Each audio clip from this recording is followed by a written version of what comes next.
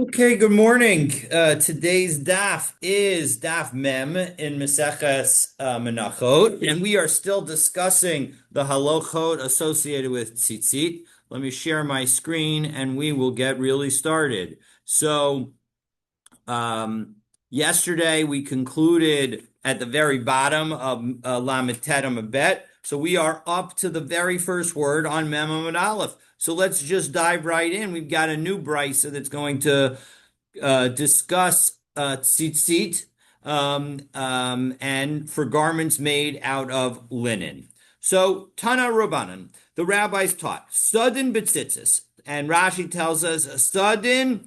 If you add the hay in the Shita Mekubetzes, is shel pishtan. We're talking about a sudden it can be understood to be like a sheet, but in the old days, Mark, they would take basically a flat, square piece of fabric and they would wrap it around themselves, and that would be how some of their clothing would be. So that's what we're talking about. We're talking about a. Very famous rabbis today. Oh yes, we have Beit Shammai and Beit Hillel. Those are two very famous rabbis. Never So heard. yeah, okay, well, I heard Rachi. oh yeah, well we're going to have some Rashi too. In fact, that's what we're going to do right now. So the studin shall pishtan. We're talking about a linen garment, a linen wrap, a linen square garment that's going to be wrapped around you. That's what we're talking about. And what about it with respect to tzitzis? So Like a Beit Shammai, toga, what was that? like a toga. Like a toga, exactly. Beit Shammai potrin. That's a great word for it. We'll refer to it as a toga as we go forward. So Beit Shammai potrin minatzitzis. Beit Shammai says that it is exempt from tzitzis. Delo darshinan smuchin lemishrei klayim betzitzis, because he does not use learn from the juxtaposition of Kloyim and Tzitzis in Sefer Dvarim, Parakaf Bet, Pasuk Psukim Yud Aleph and Yud Bet, where the Pasuk Yud Aleph says that you shouldn't have shatnez, and that's wool and linen, and then Pasuk Yud Bet says you should make fringes. So the Beit Shammai says that juxtaposition doesn't tell us that it's okay to have fringes that are wool and linen together, or to have wool fringes on a linen garment or linen fringes on a wool garment. That's not what it says at all. It doesn't mean that at all. So therefore, so high did nakat lashon putter. However, why did he say putter? Because maybe he should say that you're chayiv, or that it's usser to put the tzitzis on a linen wrap, because after all, the techeles strings of tzitzit are made out of wool, and so you would be putting wool on a linen garment. So v'hai de nakot lashon pater b'chiyuv below nakon lashon osrin umatirin, and that which we chose the language Rashi is explaining as we finish the second line in Rashi on Mem Amud Aleph, a language of whether you're exempt or obligated, and we didn't use the language of prohibited and permitted. Mishum de tzitzis chovahu, because adding tzitzis to a garment is a obligation. Chovahu lebeged. It is an obligation on the garment to do an action that you need to do with respect to the garment. Vafilu enu lovsha. And even if you're not wearing the garment, at least according to Beit Shammai, the garment you must put tzitzis on it if it's obligated. And so that's why he focuses on the obligation aspect and says that you're exempt. But the Isser v'heter nami b'hatalya. However, he would still agree that when it comes to the language of prohibited and permitted, it's still relevant. The kaven de Beit Shammai patur, and since Beit Shammai says that a linen wrap is exempt from tzitzit, havi lahu kalayim. If you did put it on, it would actually be kalayim shelo b'makom mitzvah, and not without actually performing any mitzvah, and therefore va'over aleihem mishum kalayim, and you would violate the prohibition of kalayim. So as a result, it would be usher to walk around with the garment. Beis Hillel, however, Beis Hillel demechayvele b'tzitzis. Beis Hillel, on the other hand, we're going to see in a moment as we jump back into the Gemara, is going to say that you are obligated. Maybe we And why does he say that you're obligated? The Darshin and Smuchim, he says that we do derive lessons from the proximity of those two verses. Ve'ein kan mishum kolaim. And so as a result, there is no kolaim mixture. There's no shotness here of the mixture of wool and linen. Umuter l'lovushan, and you can wear it. Ubitalis shel tzemer nami. Now, one second. We've been talking about a garment that is made out of linen, right? That was the first Rashi in the daf that it was pishtan.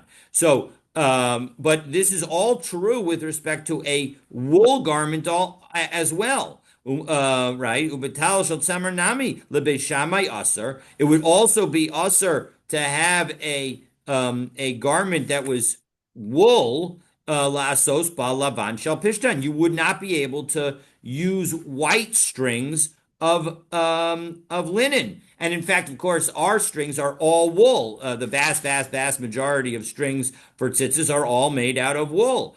Utecheles shel tzemer. And of course, you would use the tcheles of tzemer in that garment as well. El halavan v'hatcheles shel tzemer.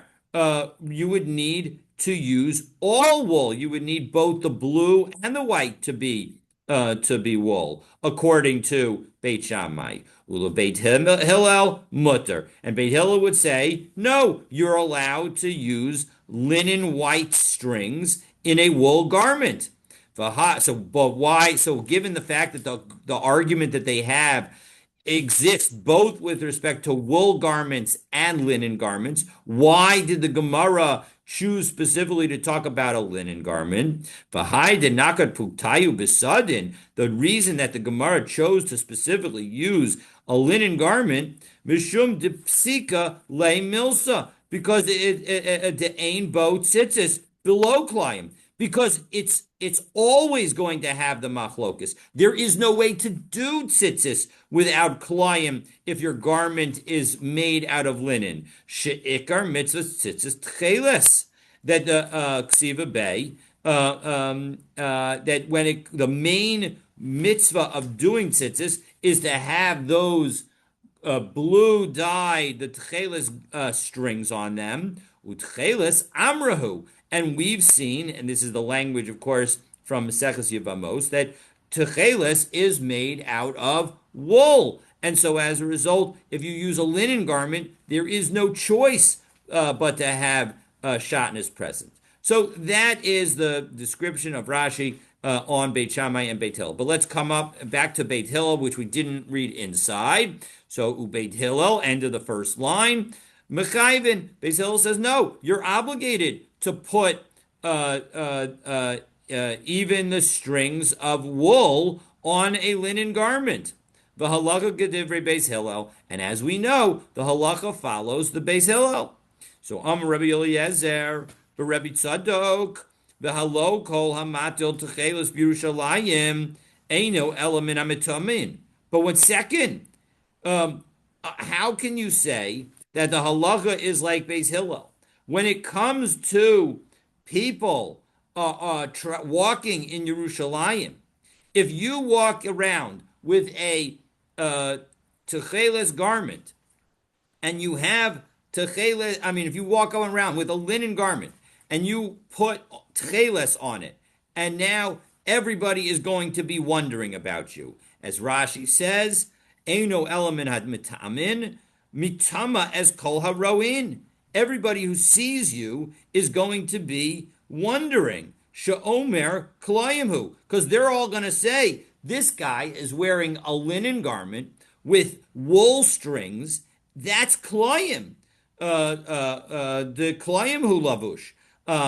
And so the Beis Hillel Palig Rabbi Eliezer, and Rabbi Eliezer disagrees according to this understanding of Rashi. Rashi actually has a second understanding where his disagreement is not with Beis Hillel but with Beis Shammai, and we'll go over that in a moment. But this understanding says that he's disagreeing with Beis Hillel, and he's saying, I don't understand. If in fact Beis Hillel is correct, why are people wondering in Yerushalayim how somebody could walk around with a linen garment and wool strings? they should know that they're fulfilling the mitzvah tzitzis and everything's okay.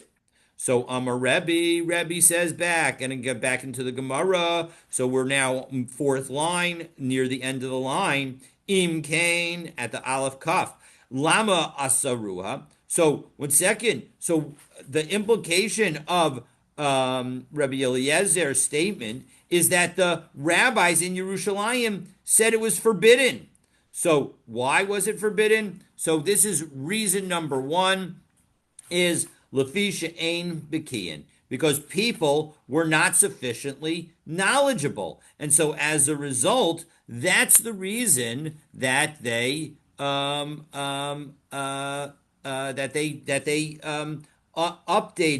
that they said that you can't walk around wearing it, because what would happen? Rashi tells us. Rabbi Im came. We'll take a look at the next two Rashis. The halacha kabeis Hillel lama asrua b'Yerushalayim. So if the halacha is like Beis Hillel, why was it forbidden to walk around in a linen garment with wool strings? Because they're not if they're not paskening like Beis Shammai. Lefisha ein bekiyin lidrosh smuchin deklayim b'tzitzis mutter. They were not knowledgeable of the halacha that because of the juxtaposition of tzitzis and the mitzvah of shatnez, that we would say that that shows that you can use shatnez for your tzitzis. And they would think if they saw people walking around with linen garments with wool strings, so then they would all think that this means that klayim is permitted. The kasha and if you are wondering, how could the rabbis prohibit something that is obligated in the Torah? And to say that this linen garment is exempt from the mitzvah of tzitzis due to the gzeira that we're worried that people don't know. So ha osivna biyavamos beperaka isha rabba. Well, we already answered that question in Yevamos Daf Tzadik Amabet. Umashaninan, and our answer was the kol davar she'amru lach beis din shei ve'al taseh.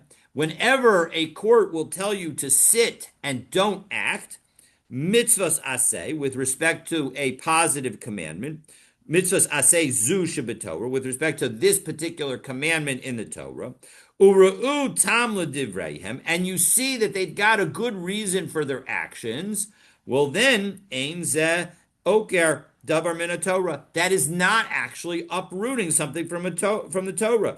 Dememela mi'akar, because you know what? It gets uprooted on its own. They're not uprooting it. V'lo iyu akar bla biyadayim. They are not affirmatively having you uproot it. Now, Tosfos in Yevamos, there on Daf Tzadik Amabet, I think it's that. That's where it is. Is that where it is? I think that's where it is. There's a Tosfos there that says that, you know what? If that's true, how could anybody walk along wearing a linen garment that has four corners on it? Wouldn't that be an affirmative uprooting of the obligation? And so Tosfos answers a remarkable answer there. And he says that, you know what, the key is that the obligation to put the tzitzis on doesn't exist until you put the garment on.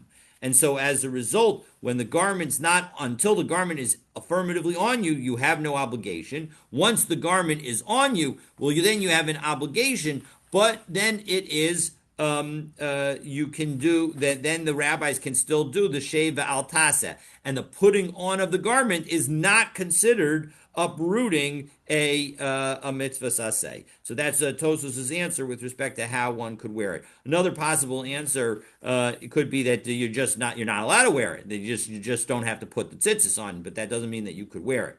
Okay. In any but the question is that isn't that the beginning of our question? The question: how could people be astonished that people would be wearing these in the middle of the street? So they were obviously they were wearing the garment. So they even raised the question, as Tosfos said, that they're not obligated until they wear it. But the whole point was that they were wearing these without. No, no. The point that the Tosos is making is that they would, or the point of the Gemara is they would only be astonished if there were the wool strings of the tzitzis hanging from the linen garment. And what Beis Shammai is saying, or what the rabbis in Yerushalayim are saying, is when you wear a linen garment, don't put the tzitzis on it, so you don't have the appearance of shatnez. That's what they're saying. And so as a result, from that perspective, if you have a four-cornered garment and it's got linen on it and it's all linen, so then you would not put that garment, you could put that garment on even without tzitzis, is what Tosos is saying. And that would be consistent with not asking any questions because you don't have tzitzis on it, so that nobody's going to think that, oh, how could that person be wearing shatnez? Right, Now, but where there's no question to ask because they're wearing a garment without tzitzits on them. yes, They couldn't exactly. be astonished about something they didn't see. They didn't see Correct. it. That's exactly right. That's exactly right. So So I now, mean, but wasn't our question they would be astonished if they saw someone wearing a garment with tzitzits on it and they thought, yes, how that's could they exactly do? what that's what Rabbi Eliezer Bar Rabbi Tzadok says is Right. that if they saw somebody, and that is an indication that the rabbis must have prohibited it in Yerushalayim. So according to Rabbi Eliezer, who in the first explanation of Rashi says that he's disagreeing with Beis Hillel and effectively agreeing with Beis Shammai. He's saying, hey, doesn't this show that the rabbis in Yerushalayim were following Beis Shammai? Yeah, to my point. Then why don't we just say that And they're Rebbe asking says, like Beit Shammai? no. So Rebbe says no. Rebbe says no. The rabbis in Jerusalem were not following Beis Shammai. Rather, they were concerned because people weren't knowledgeable, and they would think if they saw somebody wearing that kind of talis that they would thereby say that it was prohibited, that it was permitted to wear shatnez in general. And we don't want people to think that it's permitted to wear shatnez in general. And so as a result, that's why the rabbis prohibited. Now we're going to come up with other Well, explanations how do you come of to this say gezerah. that all these rabbis are not bikini? How is the halacha promulgated at that time? I mean, we didn't have the internet, so Well, how did we're they? gonna have some of the questions that are implied in your comment. We're going to discuss those questions in just a moment. But let me I mean, just I'm wondering how did they know the halacha was like Hillel or didn't know that? yes, we're going to get to that in just a moment. We're going to get to Okay. that in just a moment. So that's exactly my point. So, but let's just quickly note that Rashi offers another interpretation where Rabbi Eliezer bar Rabbi Tzadok is not arguing with Beis Hillel, but he's arguing even with Beis Shammai. And he's saying, I'll do it outside. He's saying that Rabbi Eliezer bar Tzadok is arguing and saying, it's not, Beis Shammai is saying, not only are you exempt, but you are obligated to wear. You have violated the mitzvah of shatnez if you did wear it. And what Rabbi Eliezer Bar Rabbi Tzadok is saying is you might cause people to ask questions, but it's not actually prohibited. And so Rabbi Eliezer Bar Tzadok is sort of like an in-between position between Beis Hillel and Beis Shammai, where Beis Shammai says it's prohibited and you're violating shatnez if you wear it, and Beis Hillel says you're obligated and you're not violating not violating shatnez if you wear it. Rabbi Eliezer says you can't wear it, but you're not violating shatnez if you do. Okay, so that's the middle position. Like And Asur Avopatur. yes, something along those lines. And basically he's saying that it's and what Rebbe is then saying is that no, Beit Shammai also is saying that it's only rabbinically prohibited. And and Rebbe is explaining what Beis Shammai is and saying, really, Rabbi Eliezer Bar Tzadok, you and Beis Shammai both agree that it's just a rabbinic prohibition, and that's the explanation. And that's this second explanation is also consistent with Tosfos, because Tosfos wonders how could it be that Beis Shammai says that you're not allowed to do it. There seem to be so many different sources that suggest that that shatnez would not apply in this case. So that's a second explanation of this Gemara. But the bottom line is, either way, right now what we're dealing with is a Rebbe's comment that it's a rabbinic prohibition in Yerushalayim to wear a linen garment with woolen tzitzis. And so now we have the question that effectively was hinted to by Kenneth, now asked by the Gemara. So Amrle Rava bar Rav Chana l'Rava v'lirmu be asara v'napgud l'shuka u'meparsama l'milsa. So let 10 wise men go out, and to the marketplace wearing the linen garment with wool tzitzis and publicize the fact that it's permitted. And everybody will now learn that they'll no longer wonder how anybody could do that and no longer think that therefore shatnez is permitted. And so that will be great. No, that wouldn't work. Kol shekain masamu ilavan. They'll be even more confused because they know about the Torah prohibition and they know about the obligation of tzitzis, but they don't connect the two, and therefore they will be completely flabbergasted that wise rabbis are somehow putting on shatnez, and they'll think that it must be that shatnez is okay. So they prefer that they walk out with the garment without tzitzits on it? No, they're saying walk out with the garment with the tzitzis. I understand that, but would they prefer, because there's the shaila, is it permitted? Not, would they prefer that people wear the garment and not have tzitzits on it? Yes, that's exactly what the Gzeirah seems to be. 100%. Velidrisha befirka. So 1 second. So why not just teach it? So teach the law. Have drushas that on the occasional drusha, namely the weekly speeches that were given where everybody would attend. No, that's not it either. So as a result, effectively, we're going to give now an alternative answer. It's not based simply on the fact that people don't know, or at least it's not based solely on the fact that people don't know. It's based on a combination of the fact that the people don't know and something more. Because Gzeira Mishum Kala Ilan. No, the concern is that people might think that what is permitted, any linen garment with blue woolen strings. So even if you were to say that it's going to be okay, you would say that that if you do the tzitzis with other blue dyes, it'll be kosher. As Rashi says, Gzeira Mishum Kala Ilan. And now you're going to need to keep your finger on Rashi as we continue in the Gemara, because this Rashi, even though it's a longer Rashi, it's actually several different pieces altogether. Often Rashi does that. He incorporates the language of the Gemara into the Rashi, and so we're going to go through it piece by piece a little more slowly to make it as clear as possible, and so keep your finger in Rashi. So 1, 2, 3, 4, 5, 6, 7, 8, 9, 10 lines down in the medium, in the wider lines at the bottom of Rashi, and so middle of the line, Gzeira Mishum Kala Ilan, Savahi Shedomol Etchelas. This Kala Ilan, which literally means sort of like tree ashes, is translated here as indigo. It's a dye that is very similar in color to tcheles.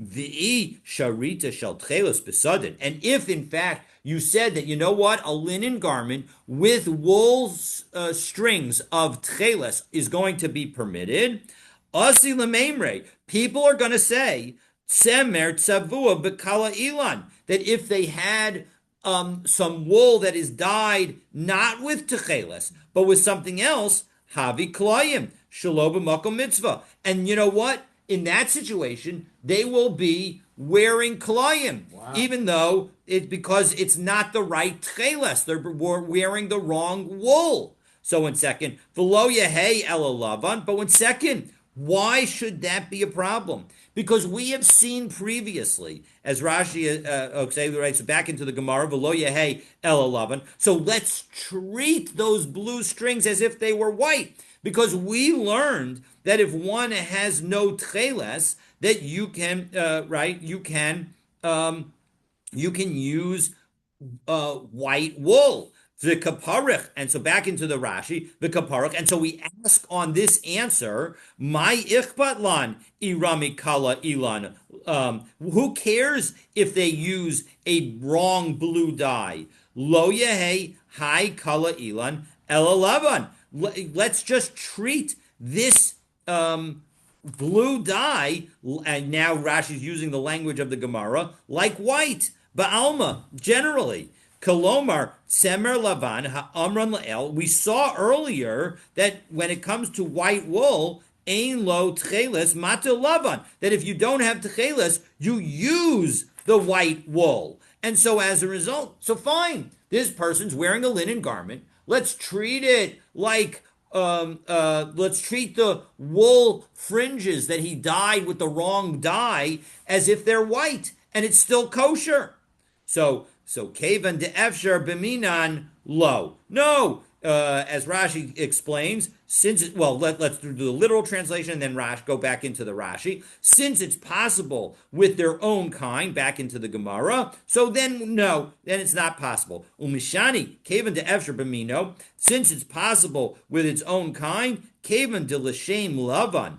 Efshar l'teit chute pishtan. Since when you're wearing a linen garment, you could use white linen strings. Lo ramin and lavan tzemer besadin. You're not supposed to use white wool strings. That would be violating a principle. And back into the Gemara, as now we finished that Rashi, so you can pick your hand up off of the Rashi. Kidder Reish Lakish. It's all like Reish Lakish. The Amar Reish Lakish. Kol makam she'ata motzi asay v'lo say. When you find a positive commandment and a negative commandment, and we generally say that a positive commandment will override a negative commandment, and that's what we've got here, right? The positive commandment of tzitzis is overriding the negative commandment of shatnez. But we only say that if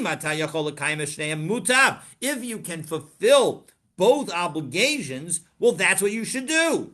V'im lav, and only if you cannot, then yavo aseh v'yitches lo saseh. Then the positive commandment will override the negative commandment. But here, since you could use white linen strings on your white linen garment, so therefore you don't need to violate the prohibition of shatnez, and that's why it would not be okay to use the wrong blue dye. The only time you could use the blue wool strings is if they are actually made with tcheles, or they're actually the correct dye.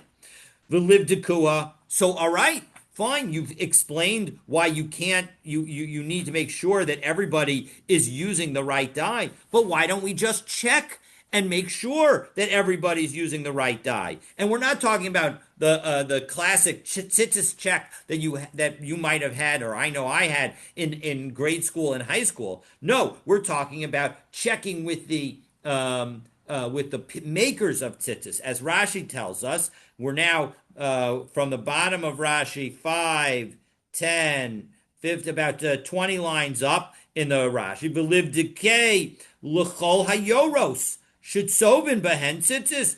Go look at all the dye pots that are the dyer's kettles that are used to color the tzitzis.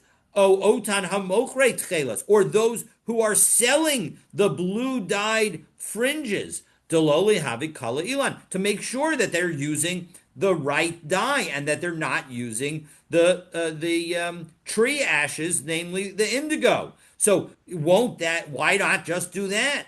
No, because that's not going to be sufficient.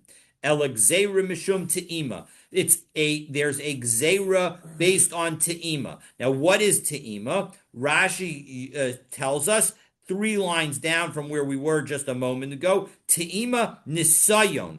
Te'ima is a test. And so what do we mean by that? So what we mean is the following. Take a look at the Rashi 1, 2, 3, 4, 5, 6, 7 lines up. This is the second explanation of Rashi. Rashi gives a second explanation for Ela Mishum Te'ima. What's the reason? Pamim, there will be times sheyimachru l'tcheles shel nisayon shenitzpa l'nasos as hayora. What will happen?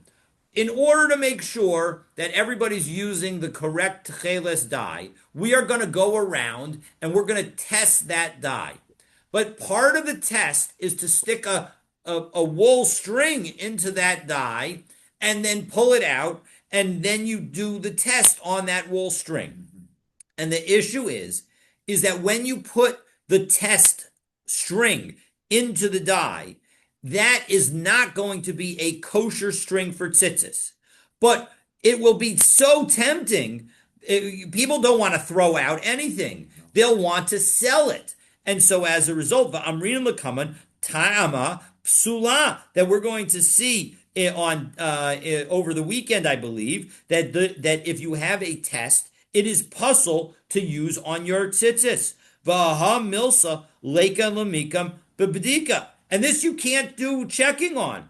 Vahavala klayim. And so as a result, somebody's going to attach this test string to their linen garment, and it will be klayim shelo b'makom mitzvah, because you will not have fulfilled the mitzvah, because the dyeing of the string needs to be l'shem mitzvahs tzitzis.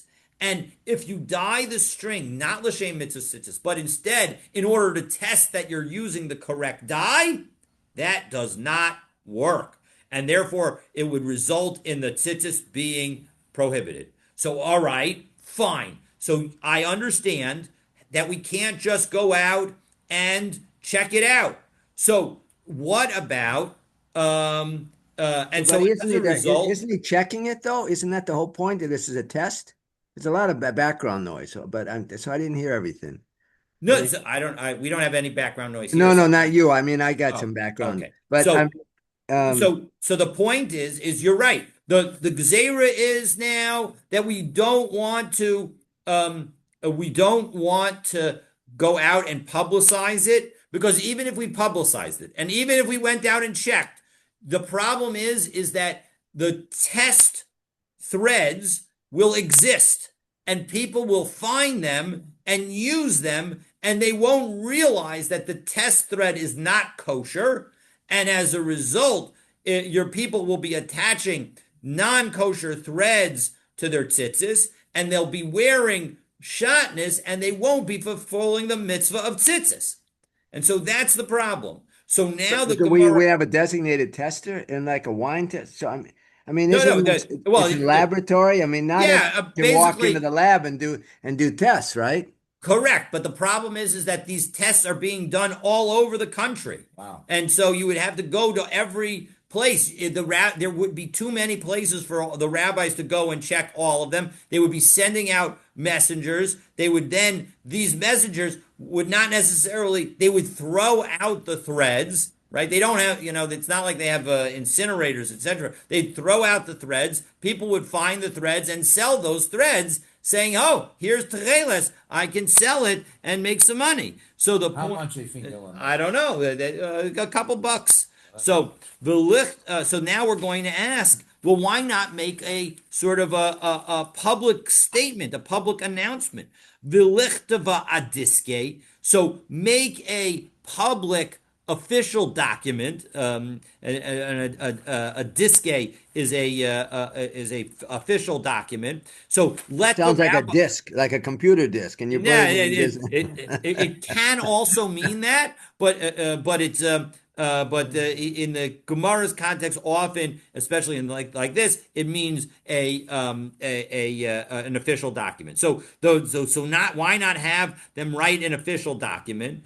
Adiski leikum v'lismuk. Are we gonna? The Gemara asks reflexively, can we rely on an official document? No, we can't.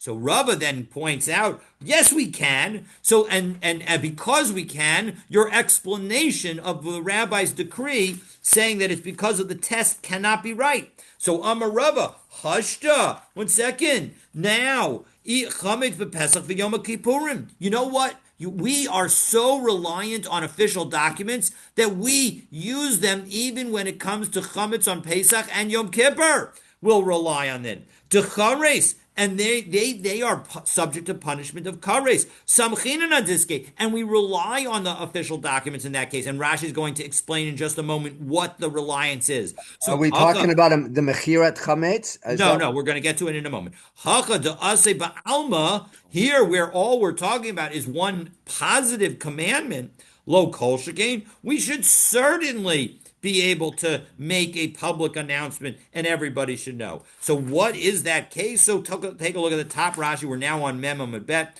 Chametz bepesach, top Rashi. Kishahayu ma'avirin hashana, when they would ma'avrin shana, excuse me, when they would make the year a leap year, hayu shochin igarot lagola. They would send out a letter to the galut, lasos beis adarim, telling everybody, you know what, we have to do 2 adars. As we saw in the beginning of Sanhedrin. Modi'in anchana l'chon. We're warning you about it. This is the language of the Gemara telling of the message. And the point is that what we're saying is that here, the only way that we have told the people in Gullus about the fact that there is this new month, additional month, is through a letter. And yet, letter is so important, because if we don't have that letter and people did not listen, well, then people are going to be observing Pesach in the wrong time. And observing Pesach in the wrong time means that they're going to be eating chametz on Pesach. And then if they're observing Pesach in the wrong time, they're also observing Yom Kippur on the wrong time. And they're going to be eating on Yom Kippur. That's terrible. So clearly we rely on letters even with respect to very significant mitzvot. So of course we could rely on a letter in this case. So that cannot be it. So as a result, Rava is going to offer our third explanation. Wow. So again, it's all based on the public not knowing.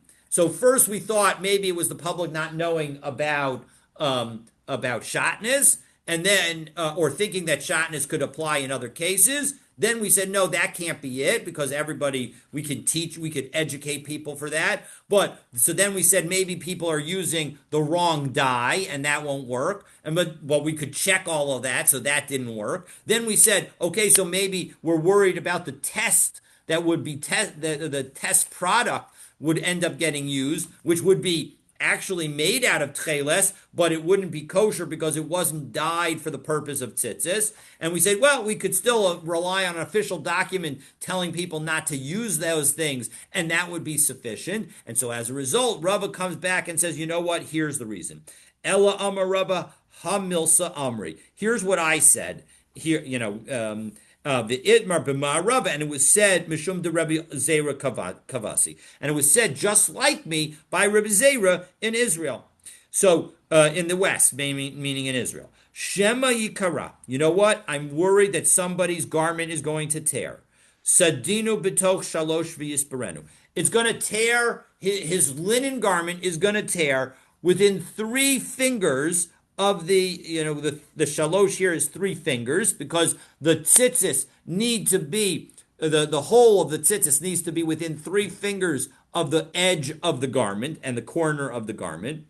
So as a result, and now what will happen? You'll have a tear, and you're going to repair that tear, and you're going to use linen thread to repair the tear. And now that you have that linen thread in this tear, you're going to say that you're going to then say, hey, I can make tzitzis. I already have the linen threads here because I have the long threads of the thread I was using to repair the garment, and it's hanging off of the corner of the garment. Let me just add some blue threads, and then we're going to have a problem. The Torah Omra Taseh v'lo min ha'asui. You have to make the tzitzis. It cannot be made. So Rashi now explains all of this. So Gzeira Mishum Shema Yikara Sadin. So now we're in the first narrow line of Rashi. Kodem L'chein, beforehand, before they became tzitzis, the garment tore. Besoch gimel etzbaos, within 3 fingers of the lisfat hakanaf, from the edge of the corner. Dahainu makom atzitzis, in the place where you would be put tzitzis. V'yisperenu, and then you sewed it. B'chute pishtan, with threads of linen. Vayaniach sof hachutin taluyim sham, and you would left over the threads hanging from the corner of the garment. Va'achar kach, and then afterwards, yitin ba shnei chutei tcheles. You said, oh, well, I might as well add some strings of tcheles to this garment. V'yitzaref ota shnayim shel labani mahen, and then I'll add 2 white ones with them. And so that's the concern. The concern is that that it's much more likely to have a taseh min v'lo min ha'asoi garment in that situation. After all, you're going to want to, you're going to have to, sometimes you have to repair the garment. You're going to have corners on it, and that's going to, and you're going to, and then you just add some tcheles, and now you have a tzitzis, or you think you have a tzitzis, but you didn't make the white strings intentionally for tzitzis, and that would be tas evelomina asli. You need to affirmatively make it. So, for example, if you have 4 little pieces of garment and you put tzitzis in them, and then you attach those 4 pieces to a larger garment, and now you say, oh, well, now I have 4 corners and they have tzitzis in it. No, you have to attach the tzitzis to a kosher garment in order for you to be able to fulfill the mitzvah of tzitzis. And here you're not doing that, and that's the concern. And that's not something that's educable. It's not something that's testable. There's no way to deal with it. So therefore, that's why the rabbis in Yerushalayim said, you know what? Don't make a garment with linen and add wool tzitzis to it, because we're worried that this is what somebody may come and do. Okay. Why isn't he repairing the garment? And didn't we learn yesterday or the day before that if the string is there's supposed to be 4 strings and one is broken and that for not tzitzit, then you can take that string out and replace it with another string. Isn't that the same thing? Yeah, you're doing it purposely in order to repair the tzitzis. So that's Right. why that's kosher. Here, the person put the linen string in the corner of the garment in order to repair the garment, not for tzitzis purposes. You're absolutely right. If he had put it in for tzitzis purposes, everything would be fine. The problem is he's going to just repair the garment with a long string, and then after he repairs the garment, before he cuts the string, to make it just so that there's no strings hanging loose, he's going to say to himself, hey, I already have the white strings here. Now I can make this a 4-corner garment and everything will be great and I'll have tzitzis. Why not do that? And the answer is don't do it, because that would be tasev v'lo min ha'asui. Okay? So, and Shara, Rabbi Zera, l'sidinei. And you know what? Here's the proof that Rabbi Zera said exactly like Rava, because when he had his linen wrap, he untied it. He untied the tzitzis. That's what, so take a look in Rashi. Rashi, now we're 1, 2, 3, 4, 5, 6, 7, 8, 9, 10, 11, 12, 13, 13 lines down in the narrow lines of Rashi. Shara Rabbi Zera l'sidinei. Hitir tzitziosav. He untied his tzitzis strings from it. Misidino, from his linen garment. Shahaya shel pishtan, which was made out of linen. V'natalan mishum, and he took them mishum shema yikara, because he was worried that maybe his garment would tear, and as a result he'd do the repair and have this problem. V'hainu da'amar Rava, and this is exactly what Rava said. Itmar b'amar Rava. It was said in the West, in Israel, Mishmei de Rabbi Zera Kavasi, just like me in Israel. So this is just the Gemara's proof of that. So Rav Zera Amar, and Toso says that this Rav Zera is not, even though it's the same letters, not Rebbe Zera. It's a different person. It's a later Amora. But Rashi elsewhere suggests that actually it's the same person. It's just whether or not he was in Israel or not. That when he was in Bavel, he was called Rav Zera. When he was in Israel, he was called Rebbe Zera. because when in Israel, that's when you can get the true smicha in those days, and so that was why they would call them Rebbe. But in any event, the point is that whoever this is, he's not going to agree with Rabbah. He's going to offer a fourth explanation for why one would not wear a linen garment to and add tzitzis to it. So Rav Zera Amar Gzeira Mishum Ksus. No, the Gzeira is because of and Ksus Lila. Thank you. Is because we're worried about the nighttime covering, meaning. Let's take a look at Rashi. Hagi Garcinan, Rabbi Zera Amar Gzeira Mishum Ksus Laila. We took out the word nami, be based on this language of Rashi. Shema Yiskase Bo Belaila. Maybe he's going to cover himself at night with this linen garment. Linen garments are comfortable for night garments. The putter mitzitzis, and you know what? A night garment, when you wear it at night, is not obligated in tzitzis. Shenemar, as we see the pasuk that we say every day in Kriya Shema, uri'item oso uzachartem. Now, the key language here is uri'item oso, that you need to see them. Prat l'ksus laila. So that excludes coverings at night. V'nimsa nene miklayim shelo b'shas mitzvah. And if that happens, well, then it's not an garment obligated to in tzitzis. You're going to have shatnez in it. You're going to be benefiting from shatnez when you're not performing a mitzvah. That's prohibited. So that is the conclusion of this discussion. And so as a result, the bottom line is that we generally do not have garments made out of linen for tzitzis. And indeed, the tzitzis strings that you would go and buy in the vast majority of stores, certainly the kosher ones, are all going to be made out of wool. And so you do not want to use them on a linen garment. Okay. So wait, isn't that the common practice that the garment is linen? No. We said yesterday that it was permissible to have a linen garment with wool tzitzit and vice versa, right? 100%. That is it is absolutely permitted, but we do not do it because for most people today, we don't do it because we don't have tcheles. And so as a result, we may only be fulfilling the mitzvah rabbinically, or even if we are fulfilling the mitzvah biblically, we don't have to use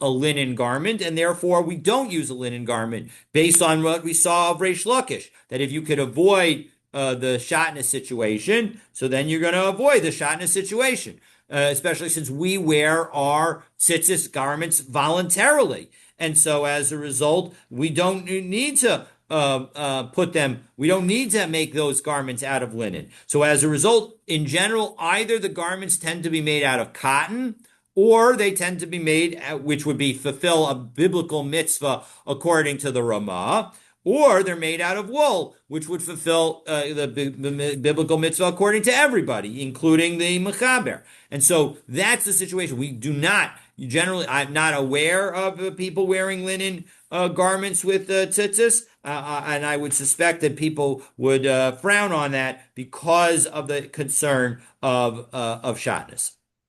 So they're wearing wool garments with wool tzitzits. They wear wool garments with wool tzitzits. That's exactly right. Or that's cotton garments. And cotton garments with wool tzitzis. Because remember, we saw wool and linen tzitzis, fringes, work for everything. And our practice is to just use wool for everything. So it could be wool and garments with linen tzitzis then. That's also permissible. It is technically permissible, but both because we don't have tcheles and because that's just and because of the concern regarding shatnez and the concern that we're just saying. We're worried that somebody's going to wear it at a time that they're not obligated to wear the tzitzis, or in a way that they're not obligated to wear the tzitzis, and then they will be essentially wearing shatnez. We effectively try to preclude the shatnez from being in our tzitzit. Yeah. Now I'm just wondering about the shuk here.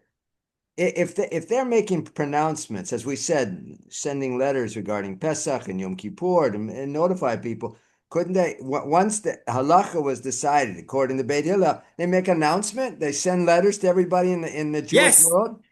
that's the reason that in the end we end up saying that the gzeira is not based on on the people being uneducated. We end up saying that the gzeira is based on a concern either that somebody is going to make it, we're not going to be concerned about them not being educated about something that's in the Torah. What we are going to be concerned about is either that they won't understand the concept of ta'aseh v'lo mina asoy.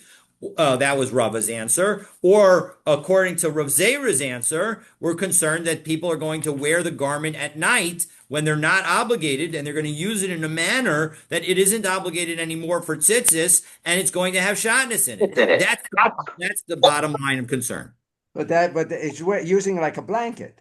Yes, using it like a blanket, but now it's not obligated in tzitzis, but you had it with tzitzis, and so now you're wearing shatnez. Said wearing it. He said blanket. Yeah. Well, again, a ksus laila doesn't mean just a blanket. It could mean that same wrap that you wrap around yourself as you walk around your house at night. I recall I think it's Gemara and Brachot, where most of these people slept in the nude. They slept. That could be 100%, I'm not saying that it's that may very well be the case. But the point is that we're still saying that we're talking about a covering that you don't go out with. That if it's a covering that you don't go out with, well, then it's not going to be subject to the mitzvah of tzitzis, and therefore, if you have shatnez in it, it's going to be shatnez. All right, let's just finish up. We're almost done for the day.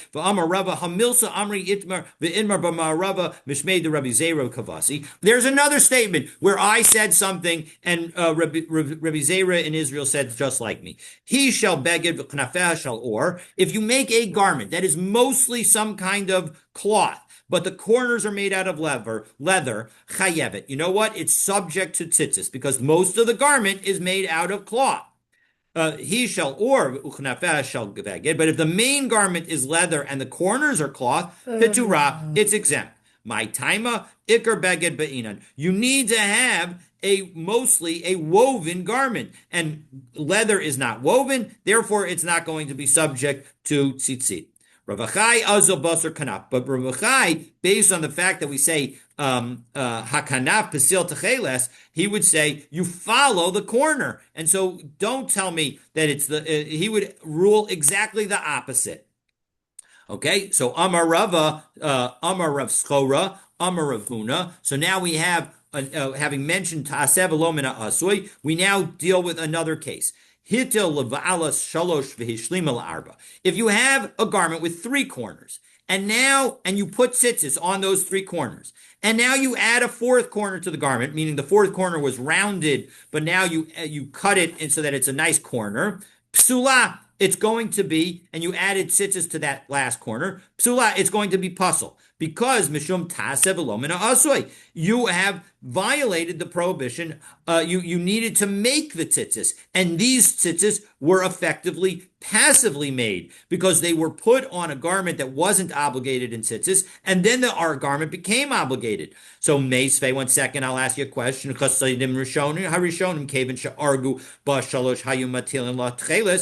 again, the pious older ones what they would do is as soon as they had a 3-finger breadth by 3-finger breadth garment, they would add tchelas immediately to it. How could they do that? That's not a garment yet. It's not large enough to be any kind of clothing. And so as a result, when you finish the garment, that's like adding the corner to the garment. So no, ema kaven shepatsu ba shalosh hayu matilin ba latcheos. No, what they mean is that when they got to the end of the garment, when they got to the fringes of the garment, the edges of the garment, that's when they were 3 fingers away from the edge, so that therefore it was permitted to add tzitzis. So that's when they would add the tzitzis as soon as possible. So the garment was essentially all complete. They just put it on at the earliest moment that they were obligated to do so. 1 second. Is it really true that we have this concept of tasev alomina asli? We're going to ask two questions. V'hama Rabbi Zera says, Hetel lemuteles kshera. If you add tzitzis to a garment that already has tzitzis, it is going to be kosher if you then go ahead and remove the other tzitzis. So Amar Rava, Hashda b'bal Tosif Kai. No, the reason that when you add the unnecessary tzitzis, that it's going to still be kosher is because as soon as you add the unnecessary tzitzis, you have violated the prohibition of bal tosif, of adding to a mitzvah, because the commandment is not to have two tzitzis on every corner, but one tzitzis on every corner. And so when you add a second tzitzis to a corner, you have violated that prohibition. And so the maaseh of making the tzitzis is the removal of the old tzitzis. So maaseh lo havi. So you haven't done an action right now. The action is the later action of cutting off those tzitzis. And so as a result, those tzitzis are not treated as tasev alomina asli. So maskif lo Rav Papa says, 1 second, I don't think that makes any sense. Fine, if the person is intending to add an additional tzitzis because he wants to have two fringes on a corner, then what you're saying makes sense, because then the person is trying to add, and here he's not. But Dilma levatuli kamechavin, maybe he's trying to nullify the tzitzis. Ubal tosef leka masa ika, and so as a result, there is no prohibition of bal tosef, and there is just an action. And so as a result, Rashi says that's a question, right? Third to last line, now second to last line of Rashi. The question comes back to its place. So in the end, however, the Gemara appears to leave this as a question. But the Mechaber and Ramah disagree as to its ramifications. The Mechaber says that adding a second tzitzis and then removing the first will only be kosher if your initial intention when adding the second is to nullify the first, meaning it effectively reflects Rav Papa's question that how can you do this? Maybe it's not an addition, and so as a result, if your intention is to nullify, so then you're adding it and you're nullifying at the same time, and even though you can't wear those tzitzis when they have the two fringes, it's as if the first fringe was no longer there, and you can remove it, and therefore it will still be kosher. The Ramah says no, we paskin like Rava, and as a result, in all circumstances, if you add a second and then remove the first, it's going to be kosher, again, just like Rava says, but everyone, again, agrees that while both sets of tzitzis are on a garment, do not wear it. Okay, well, that brings us to where Eli Oberstein begins to teach his daf tomorrow. That daf is already recorded and was included in today's email, and he's also recorded the daf both for tomorrow and for Sunday, so both of them are available today for your listening pleasure. Have a wonderful. Well, why is that? Shabbat shalom. What's the? I'm a little confused with the Baal Tosef here. How could you say that he has the intention to nullify it even before he put it on? No, what he's nullified. Remember, we have a kosher pair of tzitzis, and now what we're doing is we're going to add a new. Right. He doesn't like the way that the tzitzis are. Maybe he had gotten tcheles or something like that, and now he wants to make a new fringe in every corner. So what Rav Papa is saying, and what the Mechaber says is, if when you put that new fringe in, your intention is to eliminate the old fringe and to say, you know what, that old fringe I'm going to view as nullified and I'm negating its existence, then that would be the situation where it would be kosher to do that. Otherwise, if you actually intend to add it, well, then you violated the prohibition of Baal Tosef, and that is a problem. You know, and so as a result, we're going to say that it's that you're not allowed to do that. So that's how the Mechaber understands our Gemara as saying that if you can't do it that way, that if you do it that way, you're going to end up creating a problem for the tzitzis. But the So if a person didn't nullification like, if is he of the didn't like, original, the nullification is of the original strands of the tzitzis. right. So if he didn't like that for whatever reason, too long, too short, different, mix the color, spill ink on it, whatever it was. Yeah, yeah. If he didn't like it, just remove that and then put another one on. Absolutely. That's the correct way to do it. If you have to do it, you should koach. I should have made that explicit that the preferred way and the right way to do this is to remove the original and put the new one in instead. Then everybody would agree that that's kosher. Uh-huh. Absolutely. Yishkoach. Shkoach. All right. Have a wonderful day. Have a great Shabbos.